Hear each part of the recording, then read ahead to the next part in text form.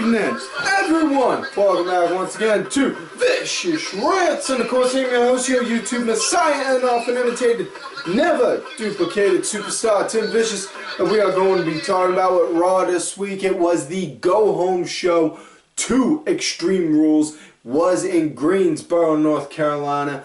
You know, and I always say, two most important Raws of the month are always the Go Home Show and the Fallout Show.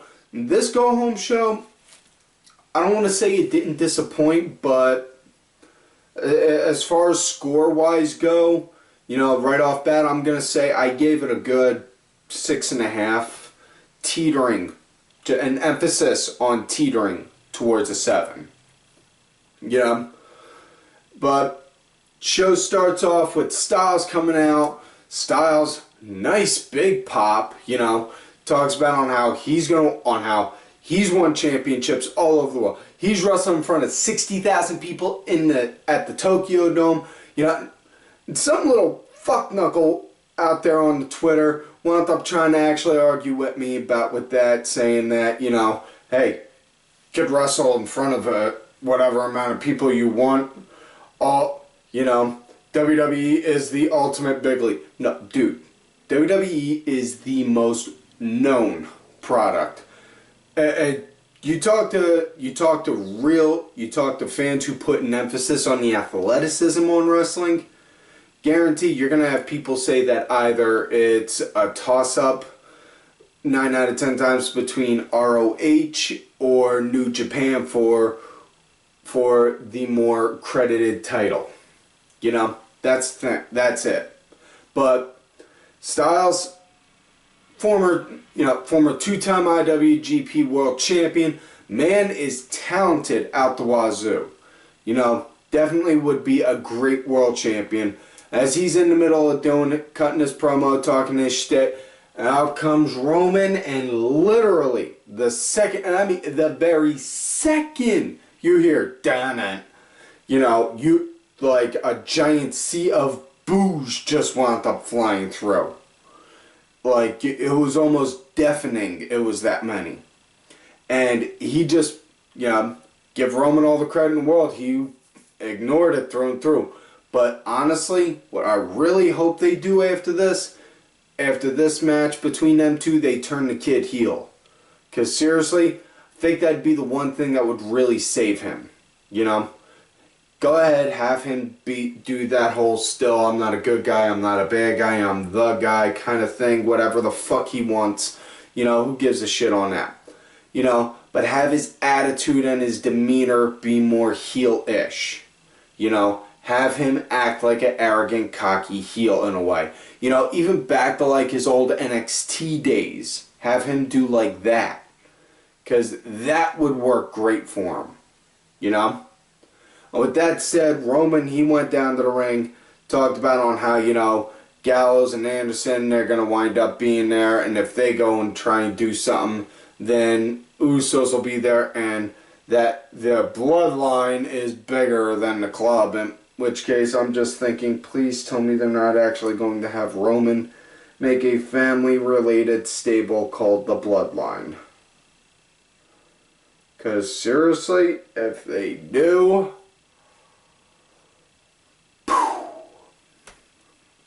yeah. No, do not do that. Please do not do that. You know? But yeah. As Roman's talking his shit, then Gallows and Anderson come out. And they don't even climb down to the ring. They just stand there in the middle of the ramp. Middle of the entryway down, or not the entryway, middle way down the ramp. And then the Usos slid right into the ring right next to Roman, and Styles is in there. Next thing you know, get up in the face. Roman throws a shove, next thing you know, boom. And Styles, he winds up getting tossed out, they get him. So yeah, that wasn't necessarily a very baby-facious thing, Roman. Baby-face shit. Who wrote the script? Oh, no one, huh? The cameraman? Really? You're gonna blame it on the camera guy? Well, at least it's someone new. Anyways, on to the first match tonight. Sami Zayn versus Cesaro. Miz and Kevin Owens are out there ringside on commentary. And God bless Owens. He goes straight for the kill right off bat when he's on the mic. You know, because he's on there arguing with the Miz. Miz is saying he's been in the company for about like 10 years or so. You know, 5-time Intercontinental Champion. You know, and then Owens just right off bat. Yeah, it took you that long to win it. I've been here for how long and I've already won it? Like, fuck! Okay, yeah, how do you make an argument against that? You know? But yeah, would love to go into detail about with Zayn versus Cesaro, especially given that this be like a throwback to the very first match that was held on the network with them two at NXT Arrival, or not Arrival. Trying to think. Can't remember the name of the very first NXT special, but y'all know what one I'm talking about with them two. But unfortunately, they got a chance to hit like 2 or 3 moves each before, you know, things got out of hand. And on how that happened, as them two are doing their thing, Owens, he just takes off the headset, starts to walk away, and then boom, comes back over, decks Miz, starts swinging at him, throws him inside, and then Cesaro starts working on Miz, Zayn starts working on Owens, and then the ref goes and calls for the bell. Now, while everyone's all slugging at each other, then out comes Shane and says, well, why don't we make this a tag match? Cesaro and Zayn versus Miz and Owens. And then out comes the MILF in charge, Stephanie, who winds up saying, instead of that, why don't we make it Cesaro and Miz versus Zayn and Owens. And Kev, if you think about walking out on this match to leave Sami high and dry, you can kiss your spot in the Intercontinental match goodbye. So, yeah, we got a small glimpse into one of the greatest tag teams out there of Kevin Steen and El Generico. I miss those days. But enough reminiscing on the past. Yeah, this was really good. I really dug the hell out of this, and the way that they had both teams show that they had a lot of tension with their partners. Like Owens and Zayn had tension with each other, like, you know, instead of just doing like normal kind of tags. No, it was Owens going right up to Zayn. Yeah? You think you can do better? Think you can do better? Wham! And like shove him to where you see his shoulder fly back, like, whoom. You get in and you do it. Okay. And, you know, and while Zayn's in the middle of working good, next thing you know, Owens, blind tag. Not telling him, not letting him know. And then boom, Owens hit his move. I tagged. Go. Go. Like that. And then Miz and Cesaro. Miz and Cesaro, you know, going tit for tat with their moves, you know. Miz hitting his set and then going and tagging in Cesaro going, hitting Miz's moves, and then looking at Miz like, that's how it's done. And yeah, in all fairness though, I would say Cesaro out-Miz'd the Miz, but I'm pretty sure anyone can out-Miz the Miz. You know? Sorry about that. But yeah, absolutely loved on how they were doing that, you know. Guys were going and hitting their moves like that with each other. And it was just good tension. It was a good way to help build tension all around for all guys for the Fatal 4-Way coming up, you know. But on how the match wound up coming to an end, you know, Miz, it went to look like he was getting ready to go and hit the skull, went to go and do the skull, or not the skull crush, I'm sorry, went to go do the Cesaro swing, had Owens' legs hooked up for it, and then Cesaro got in there and wham! Hit the skull crushing on Miz, and then went back out. And then Owens went back out, and him and Owens were working at it, and then Zayn went in, bam! Beluga kick right onto Miz, got the 1, 2, 3 right then and there, so he wound up getting the win for them, you know. And then right after that, Owens just started hitting him, and then they started all clearing each other and yeah, that was it. So next matchup, it was the debut of the quote unquote Caribbean stars. You know, Primo and Epico coming back with the Shining Stars of the Caribbean gimmick now, being, you know, from Puerto Rico versus local jobbers.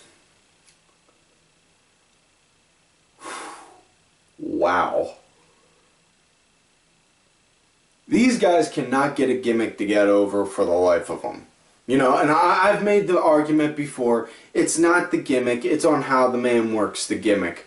You know, and that is the honest to goodness truth. You know, case in point, look at Cody Rhodes. He took the dashing thing, then he took the mask thing, then he took the porn star mustache thing, and now he's doing his thing with Stardust. You know, but for crying out loud, they're coming off like that annoying crabby travel agent that's you know, pushing you to go and visit this one place. You know, not only that, the big kicker in this, they did not change their moveset one bit from when they were the Matadors.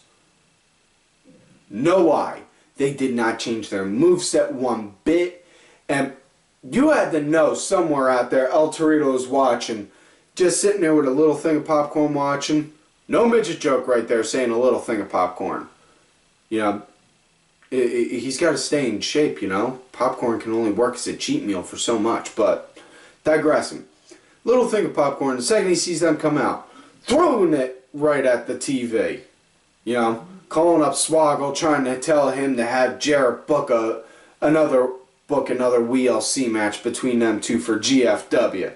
Which case, if that is the case, guarantee I will go to that GFW show. But, yeah, these two guys, they cannot get a gimmick over for the life of them. And it's sad. It's sad because, you know, if they got a chance to actually get something decent for a gimmick, I think they could. But this just, no. This one does not roll well. I mean, for crying out loud, I'm pretty sure at this point I would have taken on how they were before as Primo and Epico, before they went as the Matadors, over this. Because they're just like, yeah, the wonders of Puerto Rico. Dude, seriously? No. You know how many viewers could afford to do that kind of a trip? No. Fuck that. Now, anyways, this match was a total piss break and a half. Wound up ending with total elimination. That's, you know, and they got the 1, 2, 3. That was that. Next matchup, it was Becky Lynch versus Dana Brooke. Dana making her Raw debut. You know, wound up, news broke earlier that Emma wound up hurting her back. She's out indefinitely until further notice because she has to get surgery on her back. In which case, from a man who's got back issues himself, never want to wish that on someone. Godspeed, hope Emma gets back soon, and for her on the plus side, that means now she gets to make Zack Ryder be her little man nurse. You know, I'm pretty sure there's a Brazzers scene about something like that somewhere. Gotta make a mental note to look that up later. Okay, enough talking about that. Kids watch this show. So yeah, Becky Lynch versus Dana Brooke, you know. It was a fairly good debut. I mean, Dana, she was a bit rough around some areas, you know, but it comes with what you would expect with somebody, you know. She's still relatively green, and she's just coming up to the main roster. So, you know, that's the thing that's kind of annoying me a lot lately. Everyone's expecting like everyone to get the call up to be like the freaking gift from God. No, not everyone's gonna be, because there's a huge difference going from NXT, which is, you know, one standard, to the main roster, which is a whole different standard. Even if you got the same character and gimmick and everything, you know. But yeah, not only that, also a lot of people don't bother to take in consideration, you know, Trish Stratus, who all intents and purposes, arguably one of the greatest women wrestlers ever. When she first started in the ring, she was as green as goose shit. And nobody wound up bitching and whining then. You know? Let her get time in the ring. Let her get a chance to build herself up. You know? That's all I'm saying. Hold out for a minute. You know? You don't see improvement within a certain amount of time, then by all means go ahead. Shit on her like we shit on Eva. Because, you know, Lord knows I have. You've seen improvement on Dana, though. But the match wound up coming to... Like I said, it was good, but it was fairly rough, you know. She looked like she may have had, like, some nerve. She was a little nervous and a little iffy on how to work the match on live TV. But match wound up coming to an end when she wound up hitting a sit-down cover. You know, it looked good for her, you know, hoping that they wind up doing something good with her as the time goes, you know, but gotta wait and see on that one. Next matchup, we got tag team action. We got Golden Truth finally making their debut and teaming up after a 5-month stretch against Breeze and Fandango, which now they're calling Breeze Dango. Okay, I swear, I did not come up with that name. But yeah, Golden Truth, they started off, they were going quick right at it. Just quick, straight up jab, jab, jab, jabs. Throw them in their corner, tab, jab, jab, jab, tag, jab, jab, jab. You know, just throwing it like that, like, whoa. You know, okay, showing that you got, you know, it was nice. But it was a fairly quick match, which, you know, wasn't necessarily a big fan of. You know, match wound up coming to an end when Truth went to go hit that heel kick of his on the Breeze. Breeze ducked, clipped Goldie. Breeze threw Truth out and then covered Goldie. Got the 1, 2, 3. So this is now like the second match that Breeze has won in 2016. Just let that sink in, considering this is May. Yeah. But yeah, it's and they showed a segment after that backstage with Truth and Goldust saying that they got to get their shit together, you know, align themselves and, you know, work the kinks out and shit. So honestly, I think this could work more so because of on a comedic point. And if you don't think that this could work for a comedic tag point, just take a look at freaking Goldust and Booker T. Because on paper, that would have looked like that would have never worked. You put that in practice, though, that was fucking gold. No pun intended, but yeah. Okay, I'm fucking losing it now. Let's move forward. Next matchup, it was Gallows and Anderson going against the Usos again. Gallows and Anderson had Styles in their corner. Usos had Roman in their corner. And the Usos, they found a new way to make sure we could identify which one was Uso 1 and Uso 2. Uso 2 was the one wearing wrist tape and all, whereas Uso 1 was not. Or is it Uso 1 wore the wrist tape and Uso 2 didn't? Ah, damn it, they did it to me again. Thought I could figure them out. Damn. Anyways, it was a good pace for the match. It had good pace and rhythm in the match. Absolutely loved it. You know, honestly, I could see these guys working down the long road, but they got to come to an end. They got to have a prize at the end of the tunnel. Like, you know, the winner, you know, like, we'll just say for the hell of it, after Extreme Rules, put them two in a tag match and say the winner of those two wind up getting to be the #1 contenders for the tag titles or something.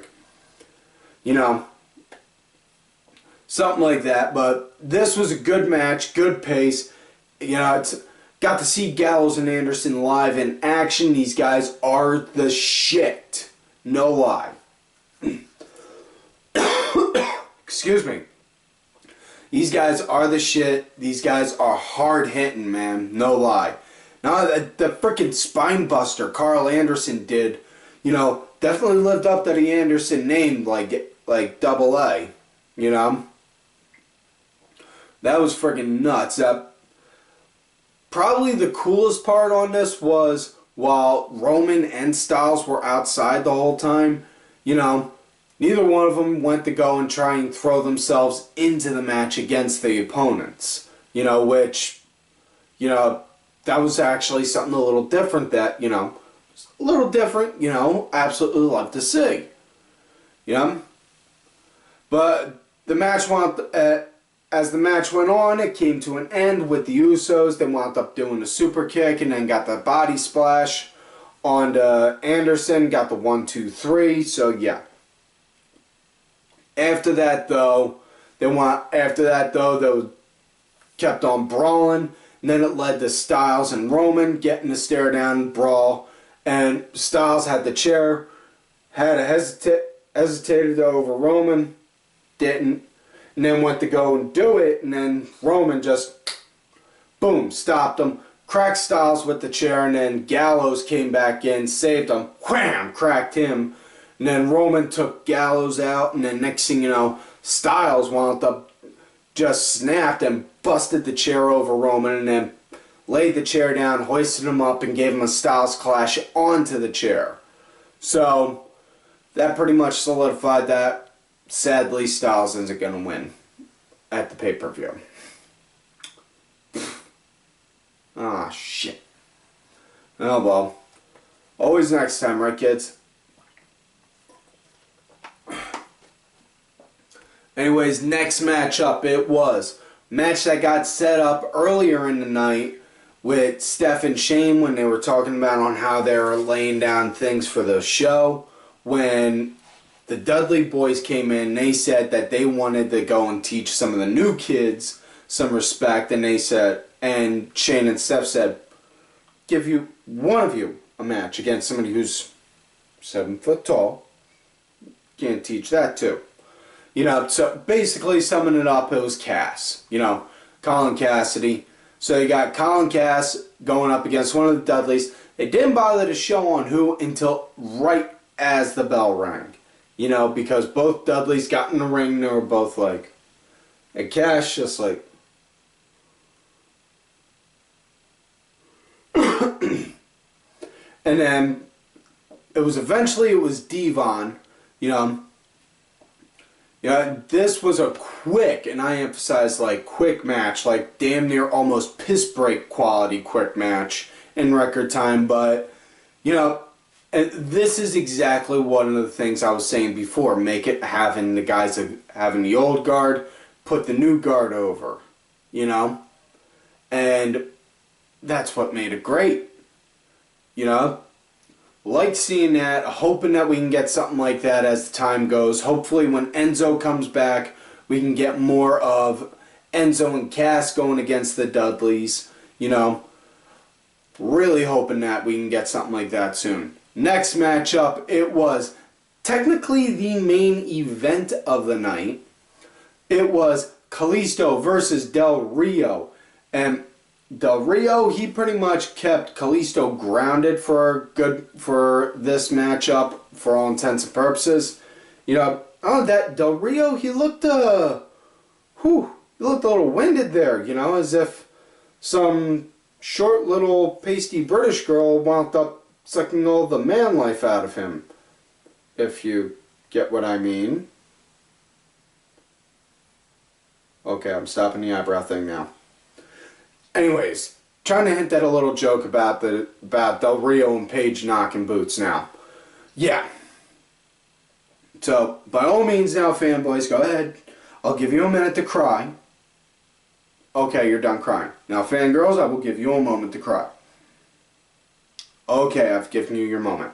Now then, like I said, Del Rio, he was pretty much grounding Kalisto, you know. At Sin Cara, he was standing in the back watching, which, just, you look at it from the perspective, it's kind of confusing because he's his tag partner. He says doesn't matter on how much great action, doesn't matter on how great Kalisto goes in his single career. You know, I'll always be there to support him, this, that, and the other. And you're sitting in the back instead of coming out to give him support. Like, eh? But it wound up getting explained, you know, not in a verbal sense, but more so in the sense of Rusev wound up coming out and beat the shit out of Sin Cara. And while he was doing that, Del Rio was holding Kalisto up against the rope while doing it. And then Kalisto, the match was not one-sided. I do want to emphasize on that. Kalisto did get some momentum as the match went on. You know, he had, you know, Del Rio had Kalisto lined up to go do that stomp off the top rope. Went for it, called for it. Went to go jump. Stood up on there. Next thing you know, Kalisto got up, sweeped his leg, and made him split the pulp. Made him split the difference right the ding ding. But anyways, Rusev wound up eventually bringing the beating that he was giving to Sin Cara down to the ringside. Kalisto seen that, and that threw off his momentum, which then Del Rio wound up getting Sin Cara with the backstabber and then getting the 1, 2, 3. So Del Rio won that match, and like I said, it's looking more and more like Rusev's going to wind up winning the title, because especially right after that, you know, just straight up knocked out Kalisto and then put the accolade on to where it looked like he was bending like this. You know? No lie. Now for the final segment of the night, it was the contract signing between Natty and Charlotte for the women's title in a submission match. They brought both parties down. Flair introduces Charlotte, and I'm going to say it right now. I like the Ric Flair in Camp WWE a whole hell of a lot more than the real life Ric Flair. I'm pretty sure y'all feel the same way. You know? But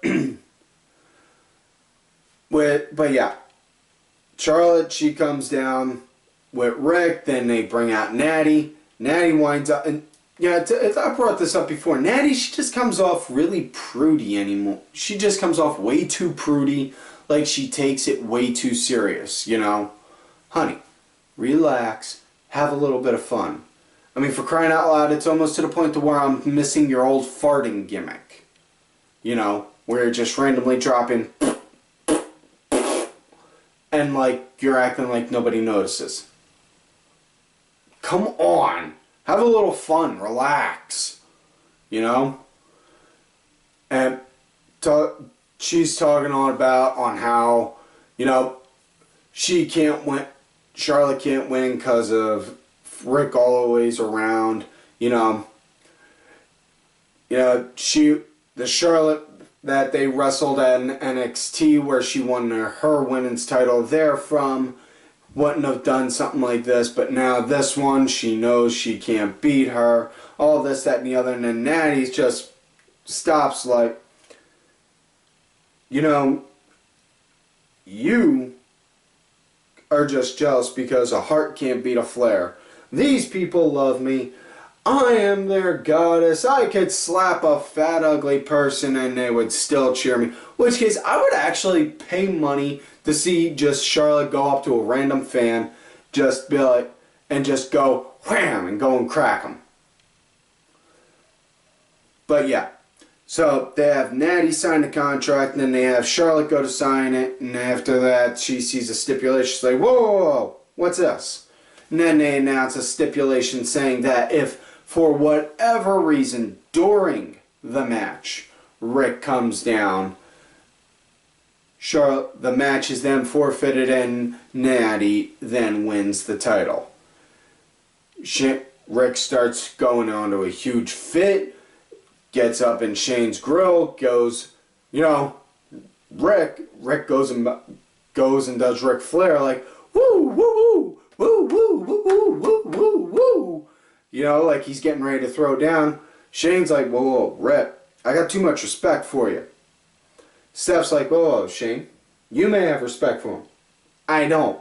Wham! And slapped the taste right out of his mouth, which case, I'm not damn sure that ain't the first time Ric Flair got the taste smacked out of his mouth by a woman.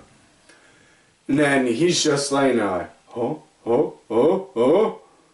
And Charlotte, she kicks off her heels, gets ready to go over to go and take out Steph. Then next thing you know, Natalya goes and stops her, puts in the sharpshooter, which, think about it for a minute, that's kind of confusing because all Charlotte was doing was going and defending her dad, which is a heroic thing. But Charlotte's a heel, and heels don't do heroic things. Babyfaces do heroic things. So the heel was doing a babyface maneuver. And Charlotte was stopping, and Natalya was stopping Charlotte from doing a heroic thing, which is something a heel would do. So the heel was doing a babyface move, and the babyface was doing a heel move. Am I the only one confused here? Because I'm relatively easy. I can relatively easily confuse myself, but yeah. Anyways, Natty stopped her, put in the sharpshooter, made her tap, and then let go. And then held up the title saying, like, this is going to be mine, this is going to be mine. You know, at this point, I don't even really care. You know? So, yeah. That is it for this week's show. Like all normal, do not forget to like the video, subscribe to the channel. Go back, watch the other episodes. Make sure y'all look for me on my Twitter at TimVicious. Make sure also look for my backup account, Tim_Vicious. Also, make sure you also look for my one buddy out there on the Twitter at BMeds13. He did just drop a new track doing a rap on the New Day themselves. Also, do not forget to follow all of these cool-ass cats right here on Twitter. Vicky Earls, I am Danny Sunday, Axel Mulligan, Sunday Segway, Simply Sabrina, WWE Grandpa, Aaron_Deborah, my executive producer Oliver Ben, who did provide the music for this week's show. It is available on iTunes, Spotify, Xbox. Details on that are in the description box down below. Also, my client Bronx Bitch forever. And folks, like I always tell y'all, you love me great, you hate me. Fuck you.